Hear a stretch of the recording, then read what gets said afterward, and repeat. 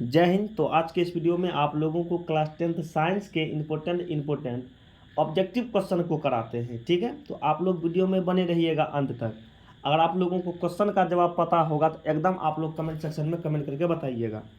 और इसमें लगभग 100 के आसपास क्वेश्चन है, तो आप लोग कमेंट सेक्शन में कमेंट करके बताइएगा कि आपको कितना क्वेश्चन पता है। अगर आप लोग सही से पढ़ते हैं तो आपको ये सब क्वेश्चन बनना चाहिए और सबका जवाब पता होना चाहिए। ठीक है, और आपको वीडियो के अंत में ये भी बताएंगे कि यह पीडीएफ आपको कैसे मिलेगा, तो आप लोग वीडियो में अंत तक बने रहिएगा। आइएगा सीधे पहला क्वेश्चन पर चलते हैं। देखिएगा, पहला क्वेश्चन कहता है कि बॉक्साइट का सूत्र क्या होता है। बॉक्साइट का सूत्र क्या होता है? तो बॉक्साइट का सूत्र होता है Al2O3 इंटू 2H2O। बॉक्साइट का सूत्र होता है Al2O3 इंटू 2H2O। आपसे पूछा जाएगा बॉक्साइट किसका अयस्क है तो बॉक्साइट जो है लोहा का अयस्क होता है। इसका आंसर हो जाएगा ऑप्शन नंबर बी। इसका आंसर क्या हो जाएगा? ऑप्शन नंबर बी हो जाएगा। आगे बढ़िए, आगे देखिएगा क्वेश्चन। अगला क्वेश्चन कहता है कि हेमेटाइट का सूत्र क्या होता है। हेमेटाइट का सूत्र, तो हेमेटाइट का सूत्र जो होता है Fe2O3। Fe2O3 ये हेमेटाइट का सूत्र होता है। और हेमेटाइट किसका अयस्क है? तो हेमेटाइट लोहा का अयस्क है, जिसका संकेत Fe होता है। हेमेटाइट किसका अयस्क है? तो लोहा का अयस्क है। ठीक है, तो हेमेटाइट का फार्मूला Fe2O3। Fe2O3। चलिएगा आगे बढ़ते हैं। आगे देखिएगा क्वेश्चन। अगर आपको पता होगा तो आप लोग क्वेश्चन का जवाब दीजिएगा कमेंट सेक्शन में कमेंट करके कि सल्फ्यूरिक अम्ल का सूत्र क्या होता है। सल्फ्यूरिक अम्ल, इसी को गंधकाम्ल भी कहते हैं, इसी को आयल ऑफ बिटोयल भी कहते हैं, इसी को अम्लों का राजा भी कहते हैं। तो ये क्या हो जाएगा आपका? तो ये हो जाएगा H2SO4। H2SO4 इसी को सल्फ्यूरिक अम्ल कहते हैं। H2SO4 इसी को क्या कहते हैं? सल्फ्यूरिक अम्ल कहते हैं। चलिए आगे बढ़ते हैं। ठीक है, आगे आपका क्वेश्चन कहता है कि हाइड्रोक्लोरिक अम्ल का सूत्र क्या होता है। हाइड्रोक्लोरिक अम्ल, तो हाइड्रोक्लोरिक अम्ल का सूत्र जो होता है HCl। HCl का मतलब क्या हो जाता है? हाइड्रोक्लोरिक अम्ल। इसका right answer option number B हो जाएगा। ऑप्शन नंबर क्या हो जाएगा? बी हो जाएगा। चलिए, अगर आप लोगों को पता होगा तो आप लोग कमेंट सेक्शन में कमेंट भी करते चलिएगा। ठीक है, उसके बाद आपसे पूछा जाएगा नाइट्रिक अम्ल का सूत्र। इसी को कहते हैं सोरे का अम्ल। इसी को क्या कहते हैं? सोरे का अम्ल। आपसे पूछा जाएगा नाइट्रिक अम्ल का सूत्र क्या होता है, तो HNO3। HNO3 ये जो है आपका नाइट्रिक अम्ल का सूत्र होता है, HNO3। चलिए आगे बढ़िए। आगे आपका क्वेश्चन कहता है कि फॉर्मिक अम्ल का सूत्र क्या होता है। फॉर्मिक अम्ल, तो फॉर्मिक अम्ल का सूत्र क्या होता है आप लोग बताइए। अगर आप लोगों को पता होगा तो आप लोग कमेंट सेक्शन में कमेंट कीजिएगा। देखिएगा, फॉर्मिक अम्ल का फार्मूला होता है HCOOH। HCOOH, और इसी का आयुर्वेदिक नेम होता है मिथेनोइक अम्ल। इसी को क्या कहते हैं? मिथेनोइक अम्ल। इसी को कहते हैं मिथेनोइक अम्ल या मिथेनोइक एसिड। मिथेनोइक एसिड, और ये जो है क्या कहते हैं? चींटी या बिच्छू के डंक में पाया जाता है। चींटी या बिच्छू के डंक में पाया जाता है। चलिएगा आगे बढ़िए। आगे आपका क्वेश्चन है कि एसिटिक अम्ल का सूत्र क्या होता है। एसिटिक अम्ल का सूत्र क्या होता है? तो एसिटिक अम्ल का सूत्र होता है CH3COOH। CH3COOH। CH3COOH ये जो है एसिटिक अम्ल का सूत्र होता है। CH3COOH ये जो है एसिटिक अम्ल का सूत्र होता है। और एसिटिक अम्ल जो है सिरका में पाया जाता है। किसमें पाया जाता है? सिरका में पाया जाता है। चलिएगा आगे बढ़ते हैं। आगे देखिएगा, आगे आपका क्वेश्चन कहता है कि चींटी या बिच्छू के डंक में कौन सा अम्ल पाया जाता है। चींटी या बिच्छू के डंक में कौन सा अम्ल पाया जाता है? फॉर्मिक अम्ल, एसिटिक अम्ल, ऑक्जेलिक अम्ल या मैलिक अम्ल। तो चींटी या बिच्छू के डंक में पाया जाता है फॉर्मिक अम्ल। इसका आंसर ए हो जाएगा। इसका आंसर क्या हो जाएगा? ए हो जाएगा। इसका फार्मूला होता है HCOOH। HCOOH। चलिएगा आगे बढ़ते हैं। आगे आपका क्वेश्चन कहता है कि सिरका में कौन सा अम्ल पाया जाता है। सिरका में कौन सा अम्ल पाया जाता है? तो सिरका में पाया जाता है एसिटिक अम्ल। सिरका में पाया जाता है एसिटिक अम्ल। सिरका में क्या पाया जाता है? एसिटिक अम्ल। सिरका में पाया जाता है कौन सा अम्ल? सिरका में पाया जाता है एसिटिक अम्ल। ऑप्शन नंबर बी हो जाएगा। ऑप्शन नंबर क्या हो जाएगा? बी हो जाएगा। Option number B. और एसिटिक अम्ल का फार्मूला होता है CH3COOH। CH3COOH। और इसी का आयुपैक नेम जो होता है इथेनोइक अम्ल। इसी को क्या कहते हैं, इसी को कहते हैं इथेनोइक अम्ल। इसी को क्या कहते हैं, इथेनोइक अम्ल कहते हैं। ठीक है, ठीक है। सारा क्वेश्चन जो है आपके बिहार बोर्ड के में पूछे गए हैं, तो आप लोग वीडियो में अंत तक बने रहिएगा, समझ गए। हाँ, सब क्वेश्चन इंपॉर्टेंट है, VVI है। अंतिम में बताएंगे आपको इसका PDF कैसे मिलेगा। ठीक है, चलिए आगे बढ़िए। आगे आपका क्वेश्चन है कि टमाटर में कौन सा अम्ल पाया जाता है। टमाटर, तो टमाटर में पाया जाता है ऑक्जेलिक अम्ल। टमाटर में कौन सा अम्ल पाया जाता है, ऑक्जेलिक अम्ल। इसका राइट आंसर सी हो जाएगा। इसका राइट आंसर क्या हो जाएगा, सी हो जाएगा। इसका राइट आंसर क्या हो जाएगा, सी हो जाएगा। ठीक है, टमाटर में ऑक्जेलिक अम्ल। आगे देखिए, आगे आपसे पूछा जाएगा, आगे आपसे पूछा जाएगा कि सेब में कौन सा अम्ल पाया जाता है। तो सेब में पाया जाता है मैलिक अम्ल। सेब में कौन सा अम्ल पाया जाता है, मैलिक अम्ल। सेब में पाया जाता है मैलिक अम्ल। सेब में पाया जाता है मैलिक अम्ल। चलिए आगे बढ़िए। आगे आगे आपका क्वेश्चन कहता है, आगे आपका क्वेश्चन कहता है कि नींबू या नारंगी, नींबू या नारंगी में कौन सा अम्ल पाया जाता है। नींबू या नारंगी में कौन सा अम्ल पाया जाता है।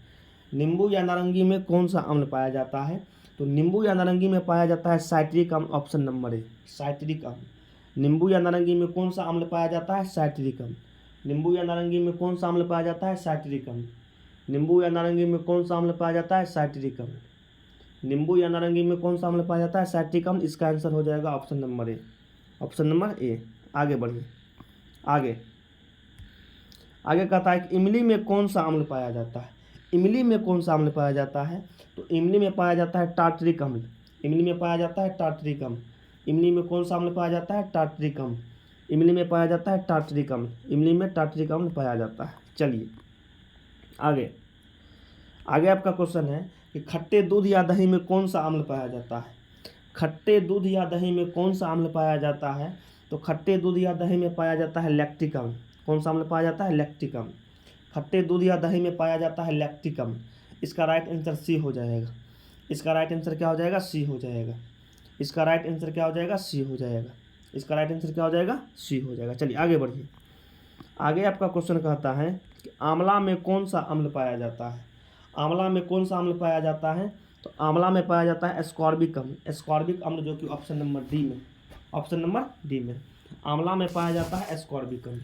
चला जाए, आगे बढ़ते हैं। अगला क्वेश्चन को देखिए। अगला क्वेश्चन क्या है। तो अगला क्वेश्चन आप लोगों का है, अगला क्वेश्चन आप लोगों का है कि मानव अमाशय में कौन सा अम्ल पाया जाता है। तो मानव अमाशय में कौन सा अम्ल पाया जाता है। तो हाइड्रोक्लोरिक अम्ल, जिसका फार्मूला होता है HCl। इसका फार्मूला क्या होता है, HCl। मानव अमाशय में पाया जाता है हाइड्रोक्लोरिक अम्ल HCl। आगे आगे आपसे पूछा जाएगा कि बॉक्साइट, बॉक्साइट किसका अयस्क है। तो बॉक्साइट जो है एल्युमिनियम का अयस्क होता है। एल्युमिनियम का अयस्क होता है। और बॉक्साइट का फार्मूला जो होता है Al2O3 into 2H2O, Al2O3 into 2H2O। और एल्युमिनियम जो है, एल्युमिनियम का संकेत Al होता है। परमाणु संख्या कितना होता है, 13 होता है।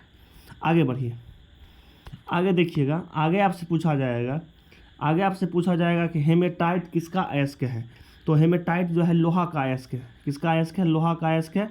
और हेमेटाइट का फार्मूला होता है Fe2O3।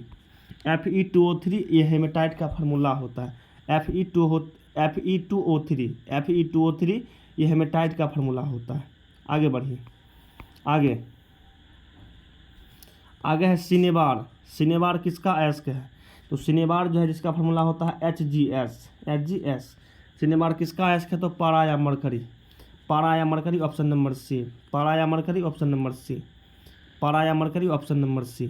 ठीक है, आगे बढ़िए। आगे आगे क्वेश्चन कहता है कि गैलेना किसका अयस्क है। गैलेना किसका अयस्क है। लोहा, एल्युमिनियम, पारा या मरकरी, लेड या सीसा।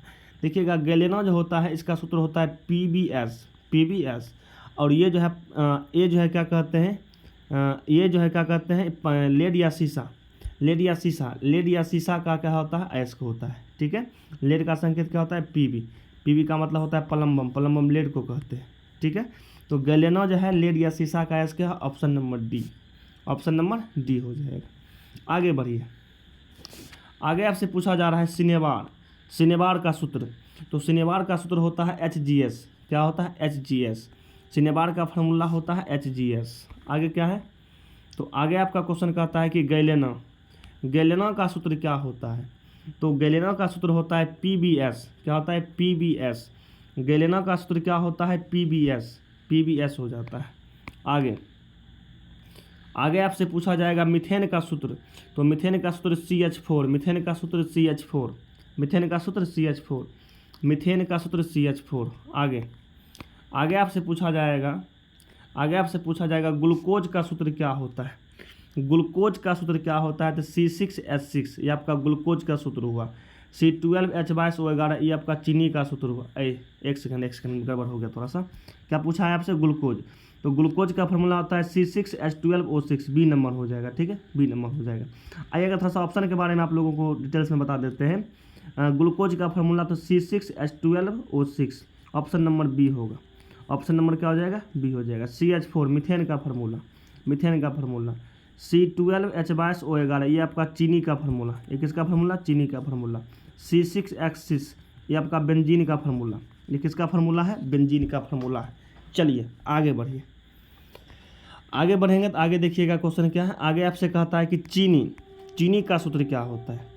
चीनी का सूत्र क्या होता है? तो चीनी का फार्मूला होता है C12H22O11। ऑप्शन नंबर सी हो जाएगा। ऑप्शन नंबर सी हो जाएगा। इसका राइट आंसर हो जाएगा ऑप्शन नंबर सी। आगे बढ़ा जाए। आगे का क्वेश्चन आपका कहता है कि बेंजीन का सूत्र क्या होता है। तो C6H6 यही आपका बेंजीन हो गया। C6H6 ये आपका बेंजीन हो गया। C6H6 ये आपका क्या हो गया? बेंजीन हो गया। चलिए आगे बढ़िए। आगे आपका कहता है कि एसिटिलीन का सूत्र क्या होता है। तो एसिटिलीन गैस का सूत्र होता है C2H2 ये जो है आपका एसिटिलीन का फार्मूला होता है। C2H2। चलिए आगे बढ़िए।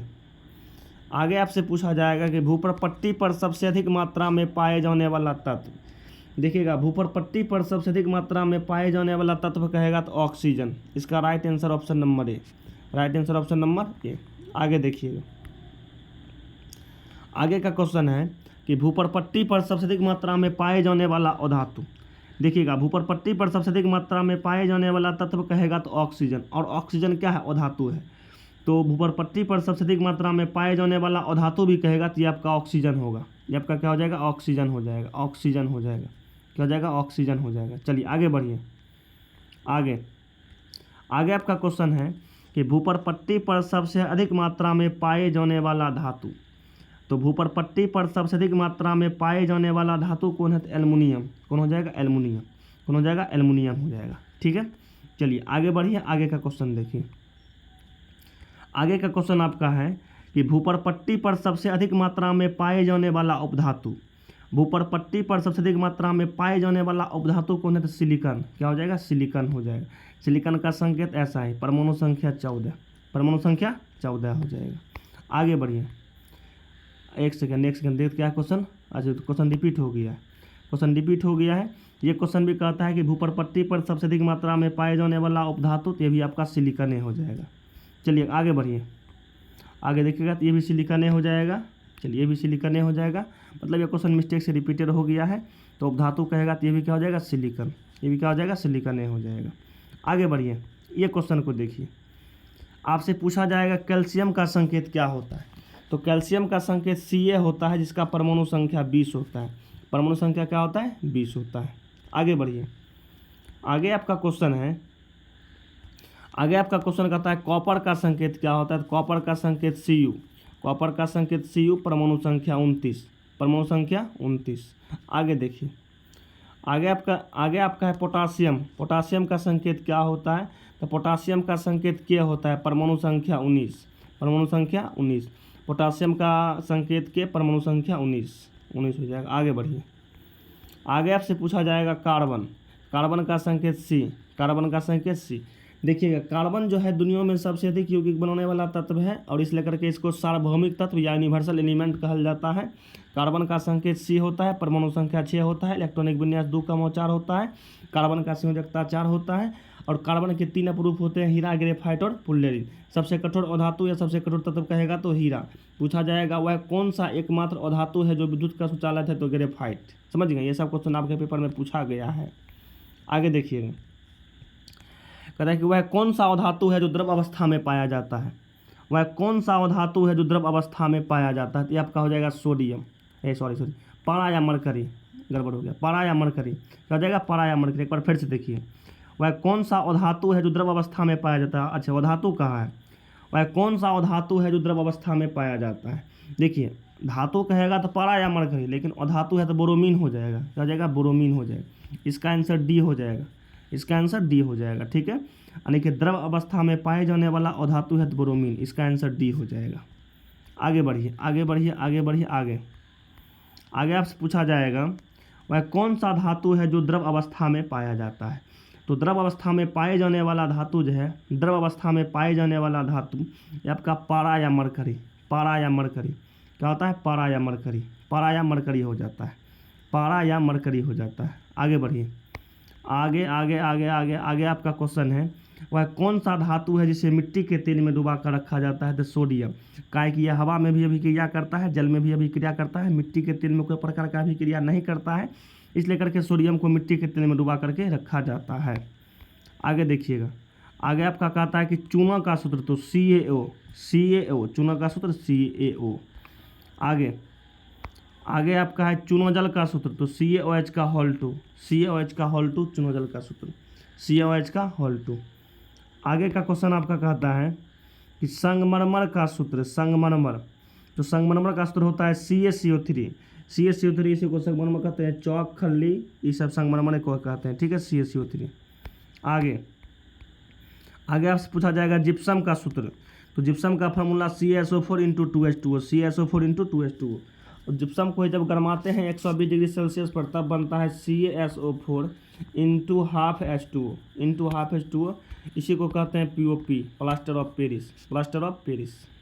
चलिए आगे देखिए, आगे आगे आगे आगे आगे आगे आपका क्वेश्चन है कि विद्युत बल्ब का फिलामेंट, फिलामेंट का मतलब तंतु, तो विद्युत बल्ब का फिलामेंट जो बना होता है टंगस्टन का बना होता है, जिसका गलनांक लगभग 3500 डिग्री के आसपास होता है, ठीक है। विद्युत बल्ब का फिलामेंट इसका बना होता है टंगस्टन का। आप लोग बताइएगा कमेंट सेक्शन में टंगस्टन का संकेत क्या होता है, कमेंट सेक्शन में आप लोग जवाब दीजिएगा।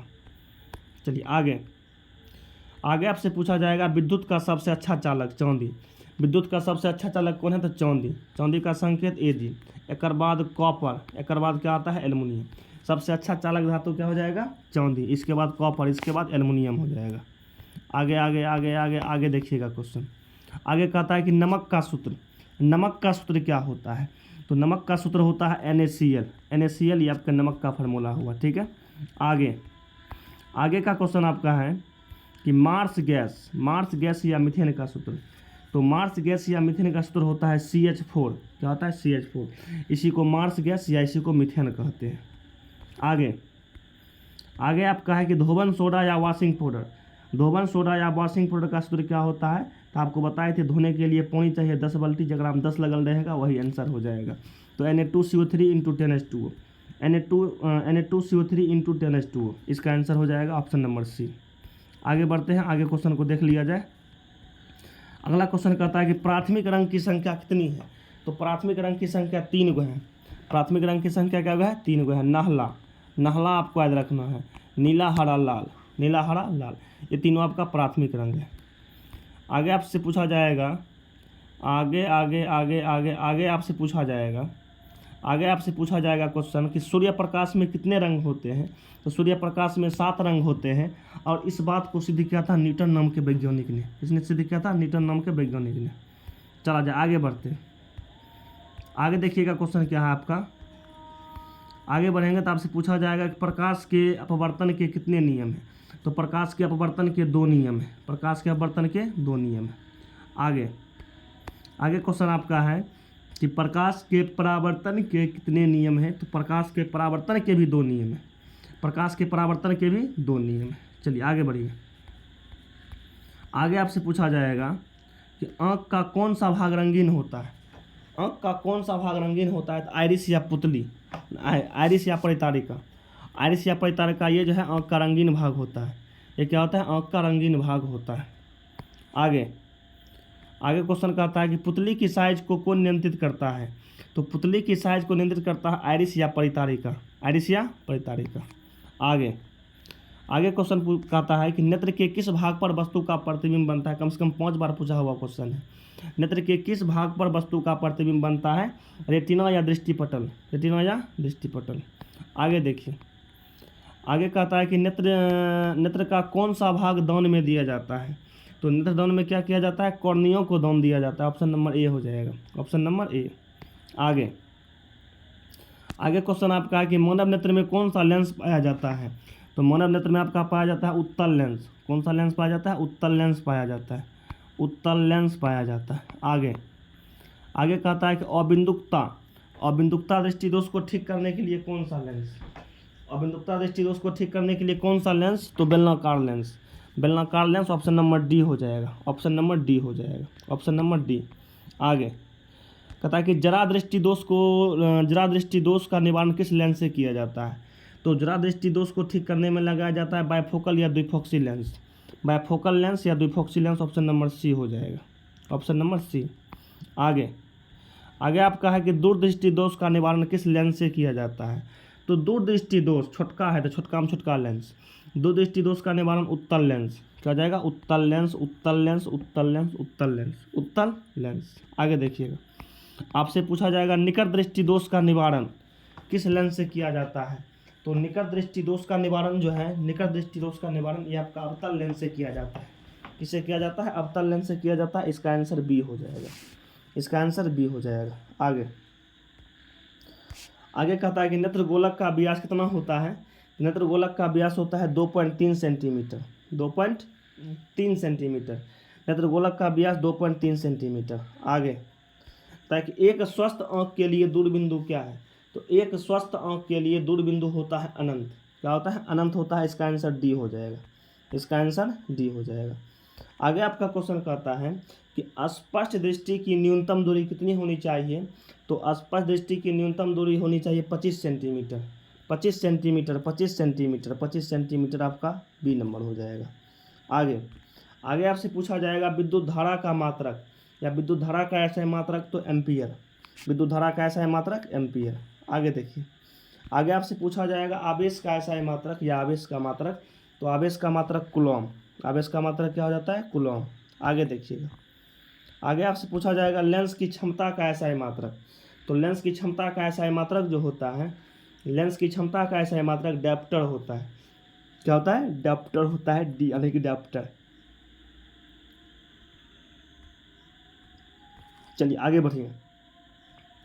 आगे कहता है वह कौन सा अधातु है जो द्रव अवस्था में होती है। अधातु कहा है तो आपका बोरोमीन। क्या हो जाएगा, बोरोमीन। धातु कहेगा तो पारा या मरकरी।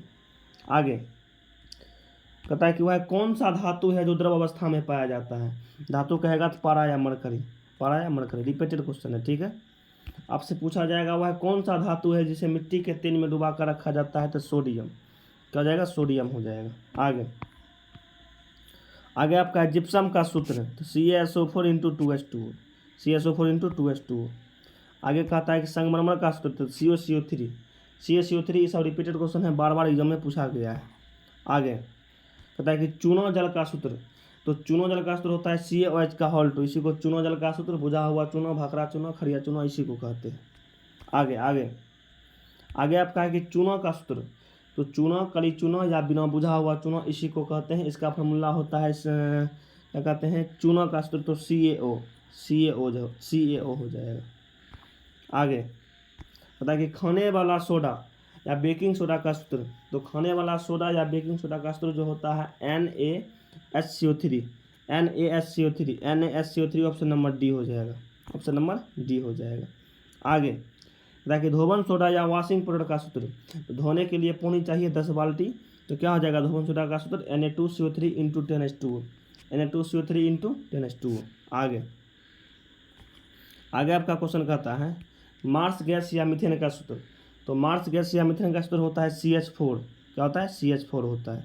चलिएगा आगे कहता है कि नमक का सूत्र NaCl, नमक का सूत्र NaCl। फटाफट आगे बढ़ते चल जाते हैं, ये सब रिपीटेड क्वेश्चन है। आगे देखिएगा क्या है, विद्युत का सबसे अच्छा चालक। तो विद्युत का सबसे अच्छा चालक चांदी, चांदी का संकेत Ag, चांदी का संकेत Ag। आगे बढ़िए। ये विद्युत बल्ब का फिलामेंट किसका बना होता है। तो विद्युत बल्ब का फिलामेंट टंगस्टन का बना होता है। Option number D.